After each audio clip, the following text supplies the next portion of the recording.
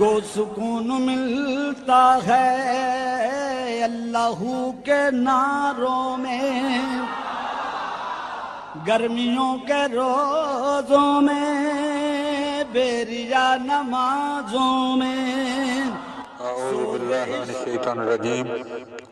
امیر المومنین علیہ السلام کے فرامین کے سلسلے کا 167 نمبر فرمان آپ صاحبان کی خدمت میں ہدیہ ہے۔ وقال علیہ السلام، آپ علیہ السلام نے ارشاد فرمایا، الاعجاب یمنع الازدیاد، کہ خود پسندی ترقی کے راستے میں رکاوٹ ہوتی ہے۔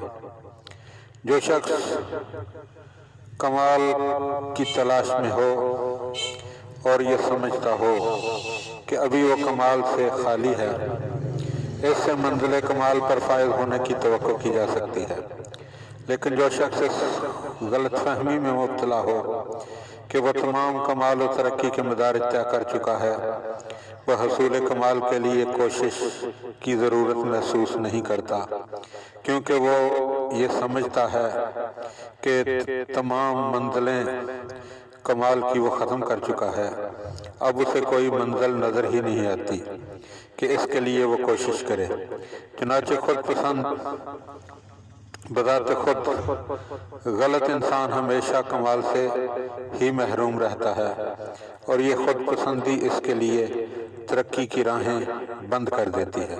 لہذا انسان کو چاہیے کہ وہ خود پسندی کی عادت کو ترک کرے، اور جو خود پسندی کی عادت کو ترک کرے گا یقیناً اس کے لیے ترقی کی راہیں جو ہیں وہ کھل جائیں گی۔